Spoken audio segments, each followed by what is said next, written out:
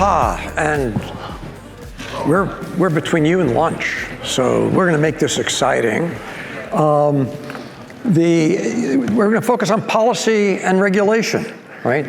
Sounds boring, but it's not. Look, as digital infrastructure expands globally, and that's what we've been talking about for the last 2-3 days, some of us 4 days, the interplay between regulation, security, innovation is growing increasingly complex, and we all know that, and that's what we've been hearing. The race to lead in AI demands unprecedented infrastructure investment, and we need to do the build out, and the build out needs to, happen with, quickly, but also with security. That's also supply chain integrity, trusted operators and trusted operations. So it's this balancing of speed for investment and innovation while ensuring that it's all secure. And that's created a very complex situation. But the good news is that the industry and government are aligned at the very high level. Everybody wants the investment. We want it to happen as quickly as possible. And we also, from the industry side, we don't want security breaches. We don't want anything that's going to jeopardize our networks and operations. Now, that's easy to say at a very high level, but there's complexity in actually executing on that and getting that balance right. So, what does the effective partnership look like with government and with private sector when we want to get that speed and security and navigate that space? Well, we have a terrific panel that's going to actually address that.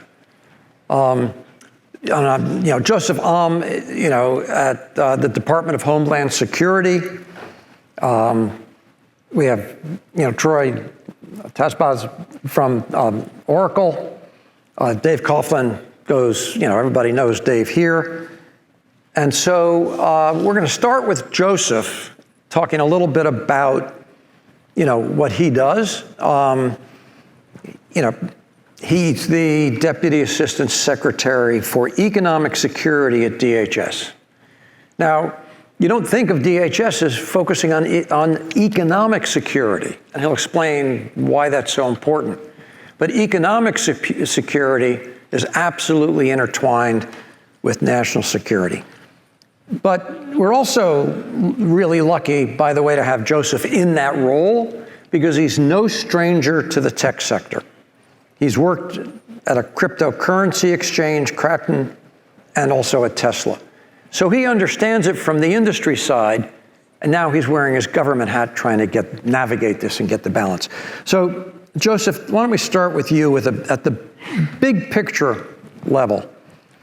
How does the administration think about the role of digital infrastructure and national security and resilience today? And how do you think about those things together? Absolutely. Well, first off, thanks for having me, Pepper. Appreciate you, putting this on and all the work and thought that you put into these issues on a day-to-day basis. It's a great opportunity and great panel.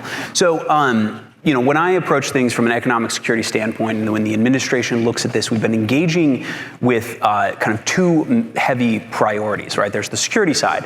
How do you drive things to be safe, resilient, secure? A lot of that's an equipment play, but a lot of that's also about creating predictability and creating a good two-way dialogue with industry so that industry knows the threat picture and can actually solve for the threat picture. But then there's an important piece of that, which is the economic side, the economic security play, which is, we're now in a sort of global engagement for essentially the trajectory that we're going to be on over the next decade, 2 decades. And as part of that, we have to build out all the things that we need in America.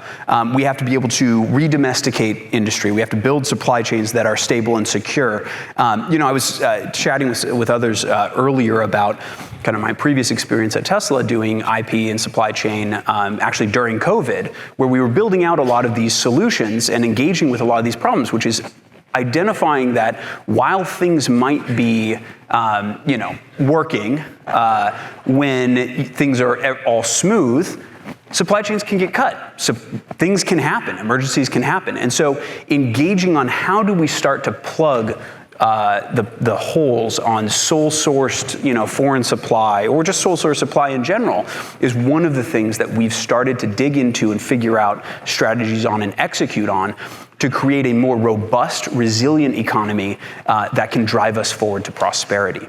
But the other piece of that's kind of the defense game. The other piece of that that is most applicable to you all is we also have what I'll call the offense game, but it's essentially play to your strengths, right? America's strengths are AI. We have wild innovation strength. We have the smartest and best people in the world executing on this on a day-to-day basis. And the administration recognizes that not just as a truth, but also as a geopolitical asset to empower and drive forward. And we see that in how to drive that forward on a whole range of bases. We look at the power side. We're looking at how do we ensure that the data centers can get pushed forward faster? How do we ensure the communications network is safe and secure and based in the United States? And how do we drive everything forward globally? So that's, at a high level, a lot of the factors that we're engaging with right now and what we're thinking about. No, that's great. Troy, I want to ask you, look, at Oracle, you're responsible for building data centers, right? And all of the related digital infrastructure that you need to be able to do that. What are some of the hurdles that you see in actually being able to do that, right? Are there things that allow you to move quickly or not? I mean, how do you think about that? And how do you reduce the friction in that process to get the investment while at the same time, maintaining, a secure operation for Oracle globally? Yeah. I've never heard someone refer to building data centers quickly before. Yeah. But, so I rejoined Oracle about a year ago.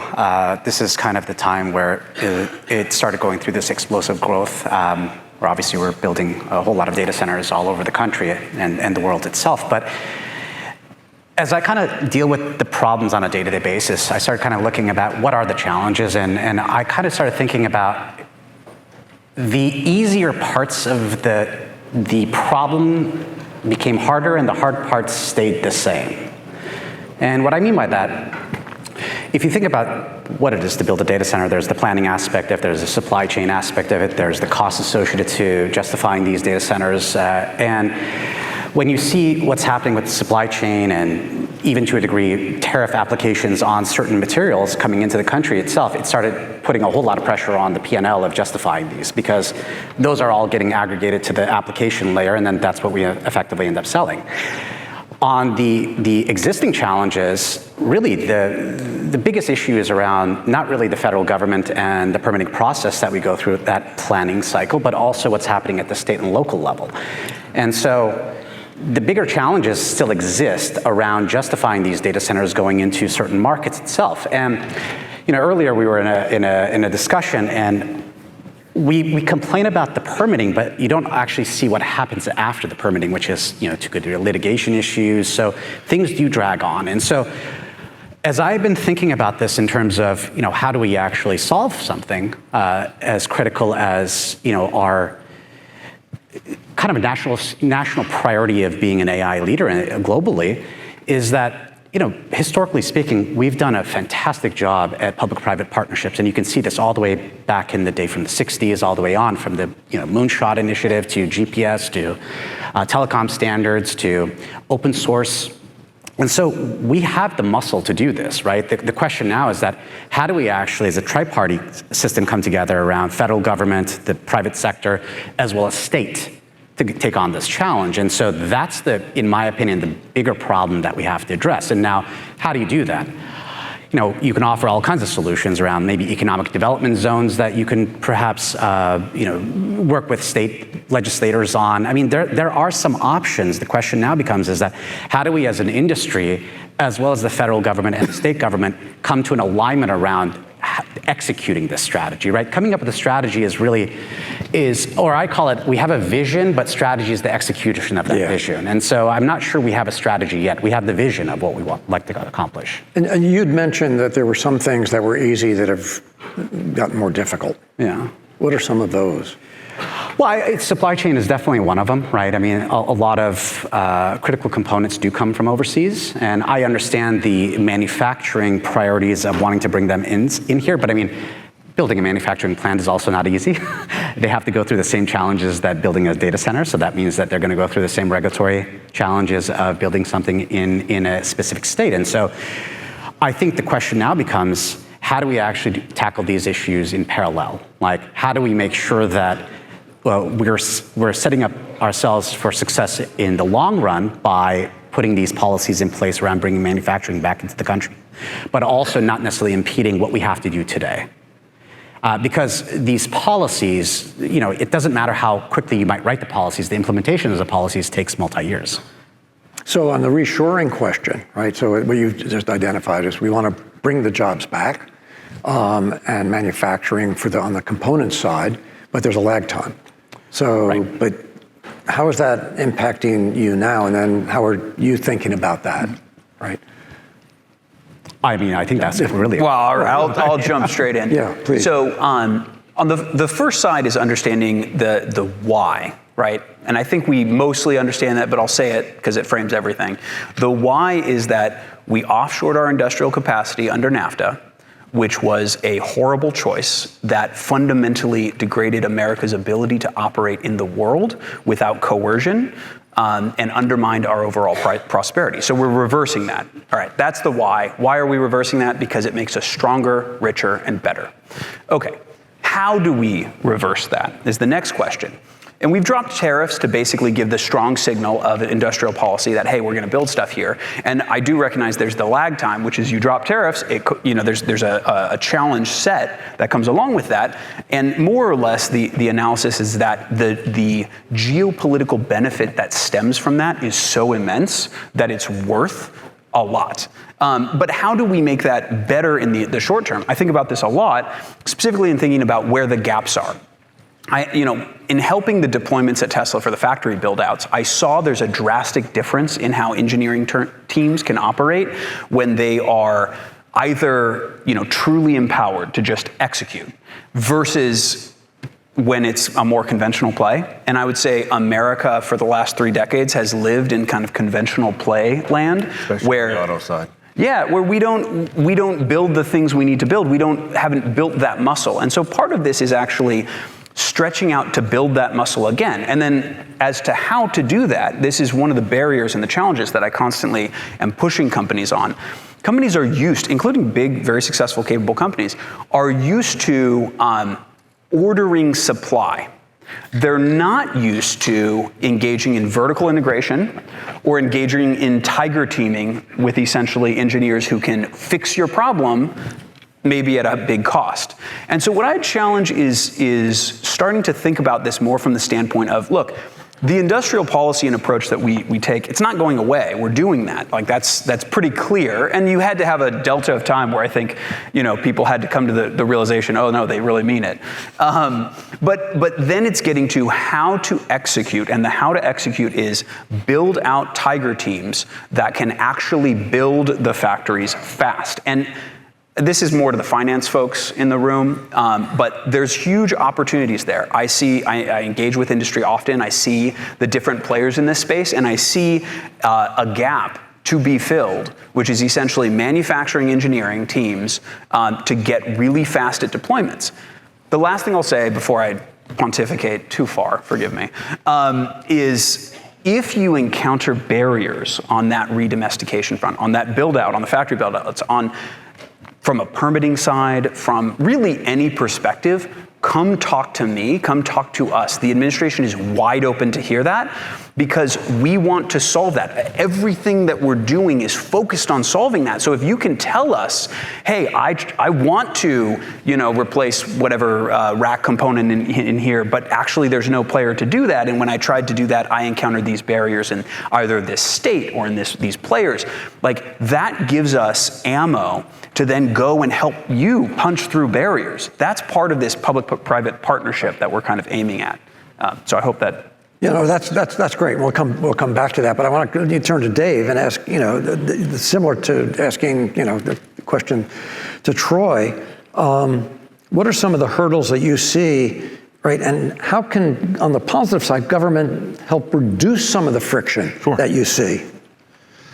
Sure. Just a couple things. There's been quite a few topics here that that have been bounced around that I think are really fantastic. And just for those of you who don't know the history a bit, at Subcom, we manufacture in New Hampshire. We have forever. For a long period of time, we were owned by a company that was rapidly outsourcing every single one of their factories to China as fast as they could. And we were under immense pressure to do so. And our team stood there and said, there's a strategic advantage to manufacturing where we are, and we want to keep it. And we were literally laughed at until COVID happened. And we had onshored most of our supply chain, almost everything. It had been onshored to some degree. We did have some foreign sources for second source and things like that. So over COVID, we didn't shut down for a single day with all those supply chain disruptions, all of it. So, and this isn't, look, nobody's more proud of their country than I am. A lot of people from different countries here. Having a domestic factory within whatever country you're in is very powerful, and it really motivates the workforce, right? When I meet with local politicians in New Hampshire or government and say, hey, a huge portion of the world's internet is built in New Hampshire, that gets us a level of cooperation that we wouldn't get if we were just pushing paper around in New Hampshire and building everything everywhere else.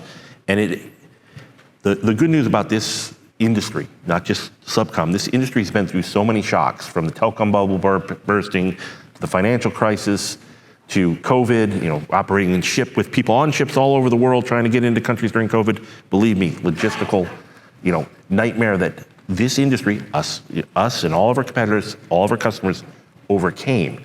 So as I'm seeing some, and this is where I'll get to answer your question, there's some really positive things happening, right? We all know I could sit up here and complain, we all know during COVID we moved into a very regulatory environment, not passing standard laws, and permit times went dramatically up and all sorts of things happened. But there was also some great things happened in public-private partnerships.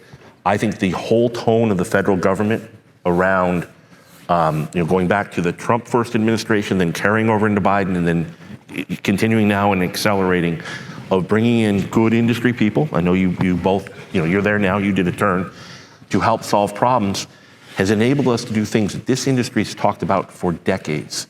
So right now, as we actively speak, anybody go look at what Google's talking about. We're building, major pipelines through the Pacific Ocean, and we're stopping at islands that for 30 years people have talked about stopping, right? And that is in combination with those local governments, with the U.S. government working together to make this happen. We've all been talking about it for 30 years. We're now finally doing it, and so what I'm seeing in an unprecedented way is help resolving issues around the world, because we all have to play globally to build these things, whether it's data centers or the undersea cables. When when a new regulation pops up in the Philippines that's harmful to the industry, the administration is right on going and talking to them and helping resolve it. Sometimes there's some ancillary pain over it, but then we get through it. So I think there are certain countries out there, US, Australia, a handful of others, that really recognize that these undersea cables and these data centers are critical to the future success, and are trying their hardest to make them expedited and safe. And that's the balance you have to strike, right? Yeah, and that's great. I mean, that's right. Reducing friction in certain ways. Yeah. But there's still some friction there with some of the team telecom process or some of these other things. And, yeah. And that, I think it'd be great to... And Joseph and I talked yesterday. I think and this is to your point, Troy, Team Telecom was standing out a handful of years ago as the long pole in the tent. And it's now become much more a local state issue. Team Telecom is still long, but what I see from our customers, what our customers tell us is if you give me predictability, that is the most important thing. Shorter is better, sure. Shorter is always better, but predictability is the most important thing. So, would I encourage Team Telecom to shorten the durations as best they can? Yes. Is anybody asking them to compromise on security? No. And in fact, I think there's a few things we can do to even make it more secure. But that help from the federal government into the states, the locals, and the other countries to reduce the uncertainty is the first major step. Because with the uncertainty, we can plan, and then we can cost effect for these changes. So. Yeah, and that's actually a really good point. So it's not just the uncertainty, but it's the stability, and it's not having goalposts move, right? Yes. Because you need to be able to know what what am I trying to do? What's my target? And if I achieve that, will the process work? Yeah. Right? And there's always been, there was growing ambiguity in that with moving goalposts. And so one of the things that I know the FCC is trying to do in its, rulemaking to streamline, do things like rebuttable presumptions. If you've already built a cable between point A and point B, it's been operating for 4 or 5 years, there's no problems, and now you come along and want to build another one in a similar point A to point B, you shouldn't have to go through the entire process again, because you have, mitigations and agreements that work. And I think there's been some real progress over the last, 6 to 9 months on that kind of thing. I also think there's been huge progress, talking on the U.S. federal government and those agencies allowing a voice for the industry. There's been a lot of outreach, like the meeting we just had, but at the FCC, all throughout the government around what's working, what's not, how do we do it better. There's some areas we talked, Army Corps is a little tough, right? We'll get that in the box.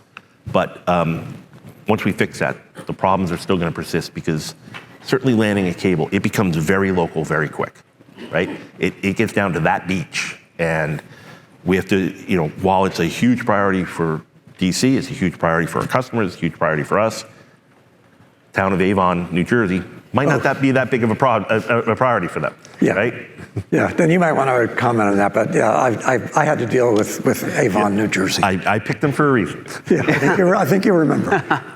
I think it's useful to understand how we approach cutting down the regulatory regime in places where it doesn't make sense to expand, and why it expands. Because I thought about this a lot. The overarching approach that I take in all of this is as we build things in the real world, that's hard work. We're doing hard work again. We're building data centers, we're building factories, we're building subsea cables. All those things take, real people placing things, with a lot of effort.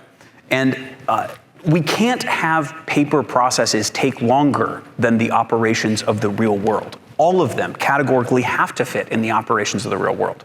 And by the way, whenever I talk about anyone in government and say that, they're just like, yeah, that's right. That's clearly, obviously the correct answer. But the thing that immediately then comes to mind is like, well, why do these things metastasize? And I think it's this disparate dynamic where there's a power asymmetry, where if you're getting an approval, well, you just have to defer to the agency until you get this approval. Right. Or you could, theoretically, you can have an extreme escalation point, but no one takes that because it'll push it out a little bit longer, not a big deal.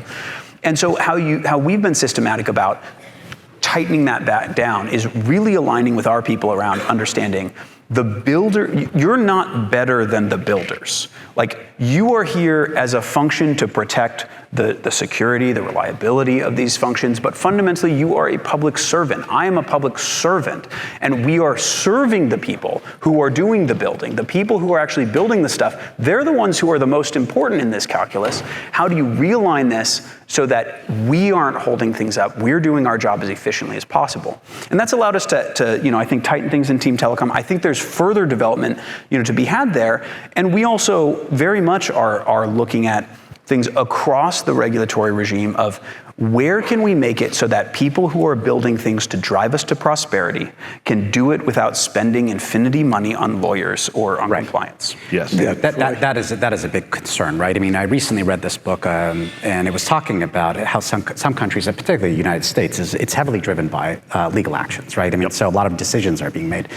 But to the point that I made earlier around, there's the kind of the immediate need, and then there's the long-term kind of aspects of policy and economic development opportunities. And, this is where I think really we have to come together as, the industry itself, the federal government and state governments to kind of ensure that the economic development is being communicated to their constituency. And so a few years ago, I ended up biking across the country, took a sabbatical, and I went through some pretty rundown places that I never imagined seeing in the United States. Oh, yeah. And I met a few people on the road, and a lot of them were talking about job displacement, either existing industries were going away. And so I immediately started thinking about this in terms of an opportunity to say, well, if we want to bring manufacturing back, if we want to bring data centers back, if we want to bring like the industries that have really hard labor requirements, that's the opportunity that we're effectively not exploring now. And how does that all connect together? It's the industry is saying that I'm willing to invest into these locations because permitting is going to be streamlined, and the government coming in saying that we're going to also streamline our part of the process itself, but we're also going to invest in job training. These are the opportunities, but now all of these are all obviously are pontificating about the issues around how to actually solve some of these problems. But I think what we cannot lose sight of is that there's the immediate need to effectively tackle what we want to do especially in the AI race, and then there's a long-term opportunity, and then we have to ensure continuity between administrations that type of either job development is going to continue or that type of investments are going to continue. And I think that's what we've seen in the past with a lot of public-private partnerships. There was continuity between either administrations or timelines in the sense that the investment was there, and we're going to continue on that. So the question now for us is that, well, what does being an AI dominance mean? I mean, we're here talking about the infrastructure layer, but it's much more complex than that. And I worked in the federal government where I focused more on the policy and the regulation of using AI in specific industries. And so I think we have to look at this thing holistically. Yeah. I love the point, and totally agree that everyone here needs a long-term vision for where AI is going to take us. And I think about this all the time. There's a couple things that I think are important to communicate there. Because if you just communicate, hey, we're going to do all these things that took human effort with no human effort, AI agents are going to talk to each other and make everything great. People don't understand that as a potentially positive vision. But the positive vision is this. We're going to build everything here. There's a decade to 2 decades of a lot of hard work for people who are highly adaptable. Right. You have to learn a lot of things. You got to cycle on learning a lot of things. But if you do that, you can build us to a new golden age, to a new future. That's the first part, is that physical building and actual deployments and that kind of operator role. The second piece is understanding and finding the frontiers and being able to communicate what those frontiers are. It's not the same thing we've been doing. It's things like the Arctic, which is cold and inhospitable, but that's an asset. It's things like space, where humanity can go to the stars. This new productivity, this new prosperity we are building can unlock new opportunities for people. But we need to be articulating what that trajectory is, and that it is fundamentally upward if we accomplish our goals here. Yeah. But we also have to be focused. I think that is what earlier we talked about it, since we both served in the government, and I think we agreed what we found is often we don't have the right objectives, or because the problems, there's just so many problems, right, to address. And so what does it mean to be focused? And so you can look at this in terms of some of the public-private partnerships that I had mentioned before. Like Moonshot was like, we're going to dedicate, what was it, something like 10% or 15% of the GDP into landing on the moon. That's focus, right? GPS was focus, right? Open source was focus. And so the question now becomes, if we are to enable, AI dominance in the United States, what does that really mean, right? What's that focus for? What are we trying to solve in the next? Because it is moving incredibly fast. I mean, some of the development and technology advancements that we've seen over the last just 2 years is incredible. And so the question is, how are we responding to that, right? I mean, we can't necessarily operate at, we're never going to be able to operate at the speeds as the development that is happening right now. But the question now becomes, how do we accelerate the parts of it that it is effectively not slowing it down, but it's going to impede its really explosion? And there are clear infrastructure needs, whether they be power, data centers, undersea cables, and those things are long investment cycles in terms of timeline, right? But they can be made shorter if it becomes a priority. I know I told you this when we met the other day, and I'm sure most people here have heard me say this. In 2007, the subsea industry could build a cable from anywhere on the east coast of the US to Ireland, London, or Spain in less than 18 months. Yeah. We've taken the capacity at our factory from 37,000 kilometers to, we'll be up to 77,000 kilometers per year by the end of next year. So we've more than doubled the speed at which we can manufacture. It's now 48 months. That entire difference is regulatory. And mostly at the local level, but if we're going to build out at a 4-year pace, what we can do at an 18-month pace, to your point, we're going to be way behind always, right? And so that means two things. We got to get going now, and then we have to figure out how to make it faster. We haven't even addressed the power. We're solving Someone else needs to worry about that. How are we going to actually power these?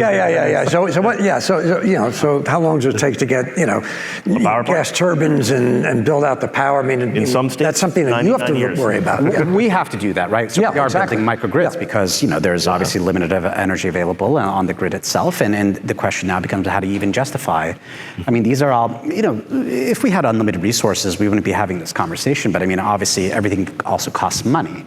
And so how do we justify that? And so this is maybe where the federal government also could perhaps provide some sort of incentive to upgrade the grid. And I recently, I can't remember, I think it was in the Wall Street Journal, there was this article around energy growth between the United States and comparative to China. And it was something like, we've been fairly steady, well, when I say steady, not really growing over the last four decades, and they've gone up like tenfolds. And so we have states still taking power offline. Yes, yes. I live in San Francisco, and by the way, we had an outage recently, and how do you have that in a major city in like 2 days worth? We need step functions more, and we're taking it off. It's right. Yeah, I mean, my immediate focus, I entered, and literally one of the two things that I prioritized in entry was the power problem, which is, and I think sometimes people and kind of the public don't fully appreciate, where we are, that if you solve, let's say, the regulatory side of the problem, you've got about a 3-year delay to, mass deployments. And so I'm, relentlessly going around with my hair on fire saying, guys, it's an emergency, let's get going. And there's a lot of appetite there and a lot of movement that we've had. In fact, DHS came out with an RFP for 10 or an acquisition of 10 microreactors, which we're aiming to do, I think it's two years, right? So we're moving extremely quickly, and we view this as fundamentally, there's the short-term plays on, it's just gas turbines, a couple other things, and then really the solution is nuclear. Everyone, the president has come out with EOs on this, and everyone across the agencies are aligned. And so, the thing that I'm focused on often on a day-to-day basis is really, how do you get that regulatory regime to be as tight as possible so that everyone can see the path to mass deployment and go into the mass deployment space. And then on the infrastructure side, the nuance here is like, look, we have a weak grid. Like, that. We grapple with that. And it varies across the US, but there's challenges there. At the same time, the amount of capital to change the grid to be robust is immense. And so what is more likely is that you have a lot of, behind the meter solutions for the real big players. And this kind of goes into the point that you made on, potentially, industry locations that kind of solve for these problems in a more systematic way. Those are things that we, absolutely explore. It's really, just to bring it back though, the ultimate solution to a lot of these problems is going to be playing to our strengths as Americans, which is our industry and our businesses are spectacular, extremely efficient, extremely capable, and it's sometimes it's tweaking the direction they're going. So in one scenario, it's encouraging them to do the more Tiger Team's engineering focus.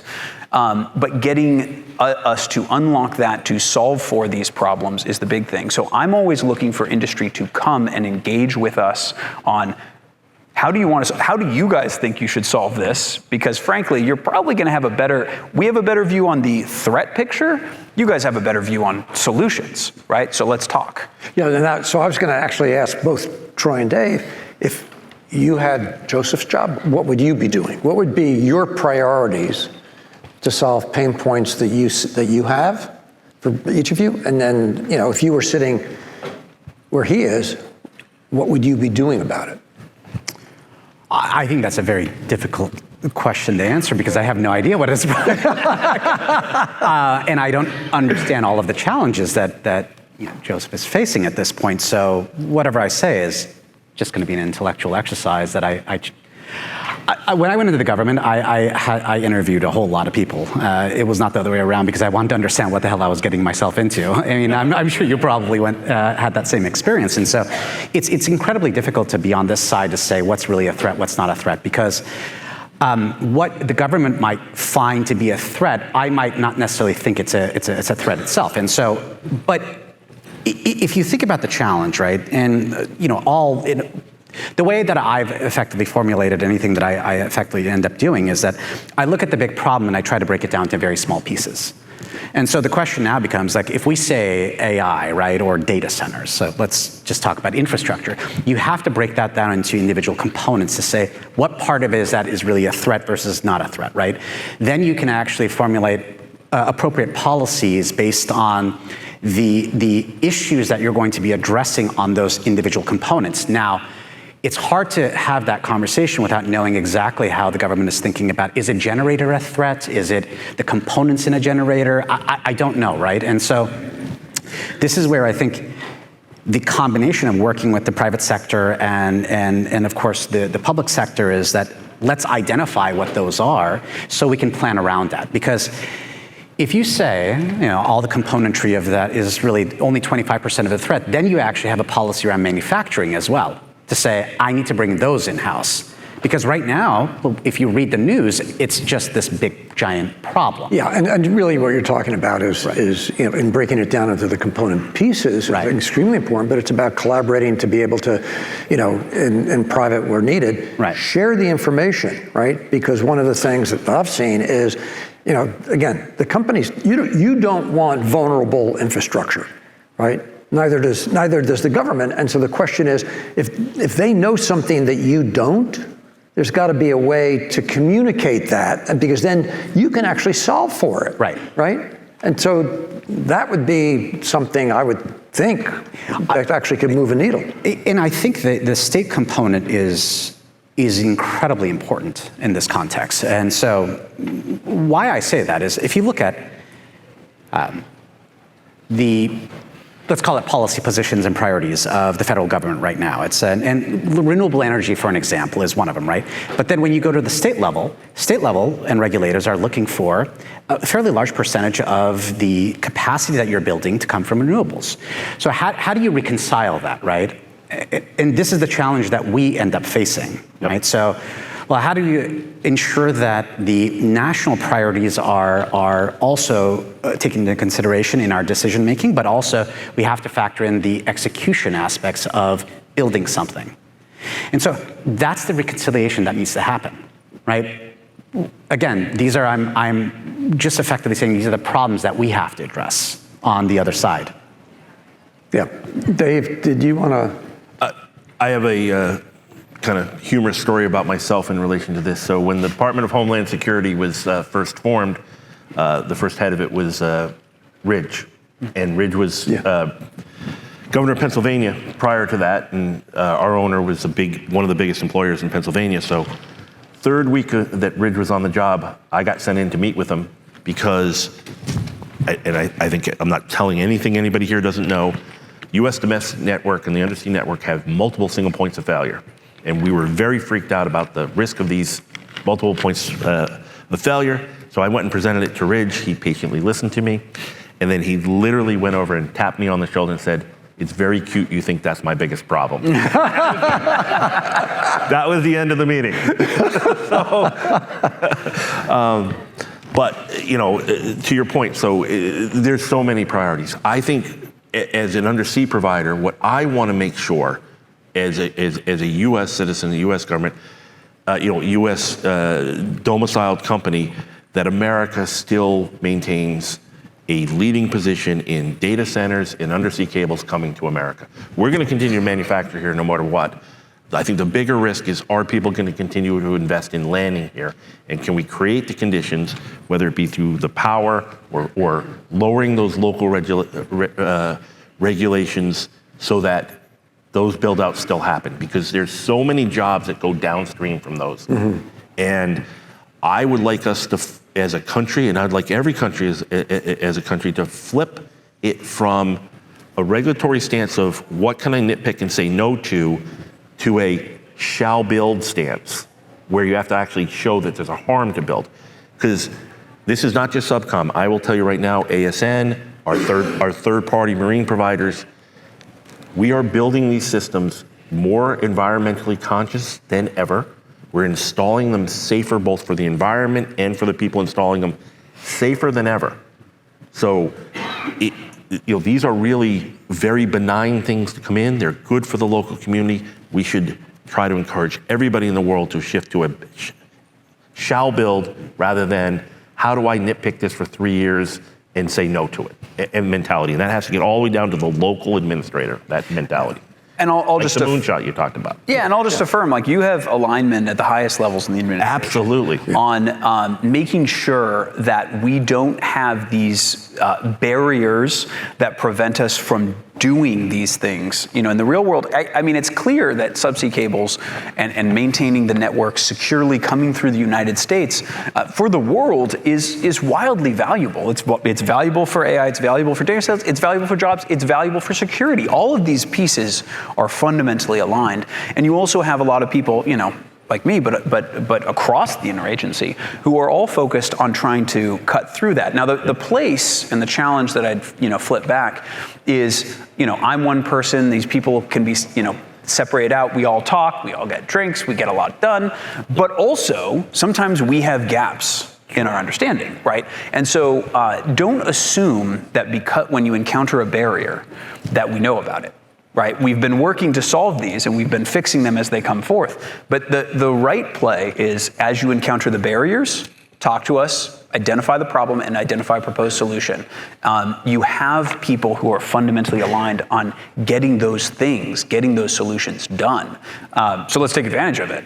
Yeah, and that leads me to actually one of the, I'm sorry, go ahead. Yeah, no, look, I mean, you asked me what I would do differently. Yeah. Joseph's job is incredibly difficult. I completely understand it, because it's not just about like what I need from him, right? It's about how to serve all the constituencies that have some sort of consideration, and that could be national security threats as well. And so the question now is, well, how do we ensure that there's level of transparency and some logic to the steps that we're taking and prioritizations of how we're going to enable this, right? So it's an incredibly difficult job, right? And I had to experience that as well, because you might say, okay, I agree with you, but then maybe I'm not educated on something else that is a factor. And so the question now for all of us is that how do we actually as an industry come together and align on the set of priorities that we might be able to deliver to the administration? Because without that, we're all going to be operating very individualistically. And of course, what happens is that then all of a sudden Joseph is having to address too many problems, and hence maybe not addressing any of them at the same time. So part of that responsibility is back on us as the industry. I think that's the part that is maybe, and you're a telecom. I mean, so you remember when there were way too many standards in telecommunication, and the industry came together and said, we're gonna mobilize on, interesting word, a single standard and focus on that. And they worked with the federal government to ensure that we were going to be able to implement that. The implementation part of it is always the hardest part. And so that only happens when the industry says, yes, we're behind these set of priorities that we can work with the administration on. And so the question now for all of us is that how do we ensure we're aligned on those set of priorities? And it can't be, 100 different priorities. It has to be a handful of priorities, big priorities that we want to address. Yeah, I mean, we all live in a world of stack ranking, right? Right. And that's what we need to do. But I'm going to come back, Joseph.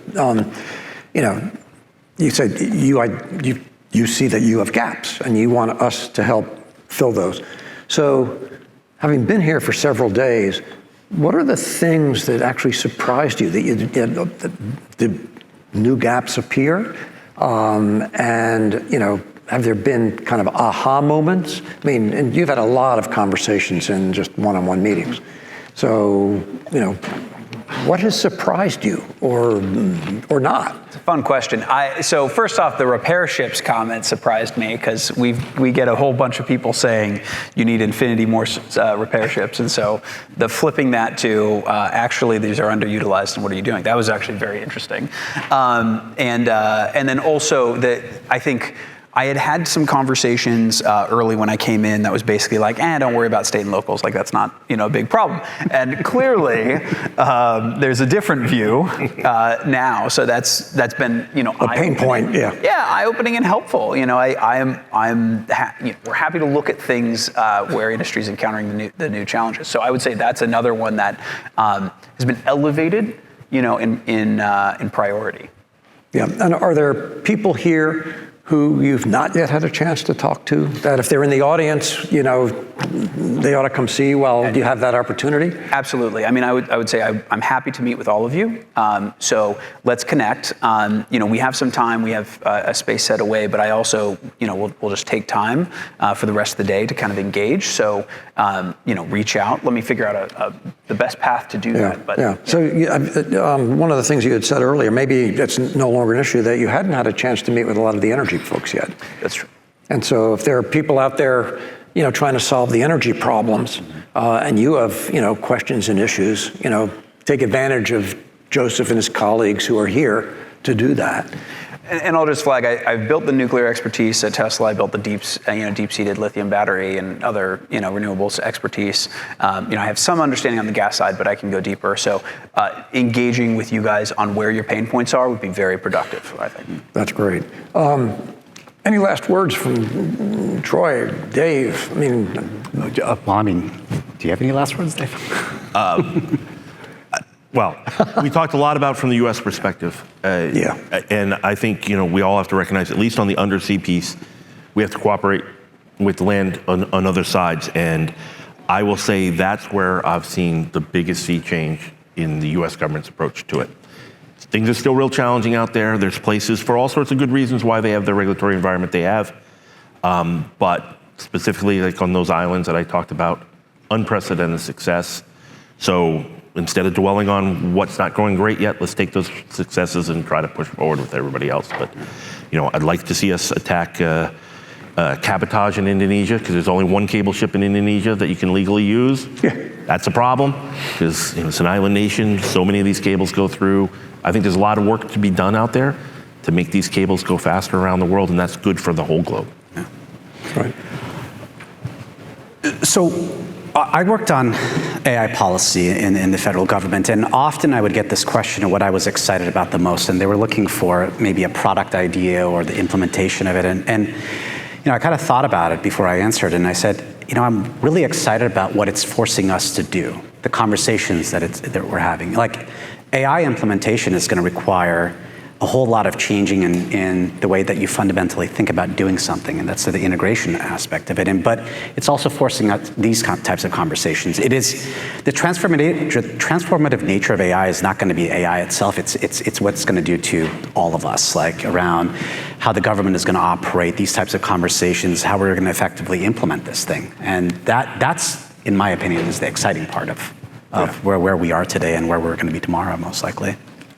Any final comments? Yeah, what I'd leave folks in this room with is, I've already talked about how an engineering-first organization can accomplish a lot more, but there's another piece to that, that kind of Elon helped with, which is you need to approach things with a missional focus. You need to understand that you, in your job, optimizing for profit, doing what you're going to do, you are actually advancing the interests of Americans and of our prosperity in the same service way that I am, and use that to grind harder, to drive things forward faster, and understand that you guys being on the edge and pushing things as fast as you can is critical to us moving the trajectory upward for our children and for our future. So thank you for the work that you're doing. Keep doing it and approach it with that missional focus. No, thank you very much. And I want to just thank the panel. Great.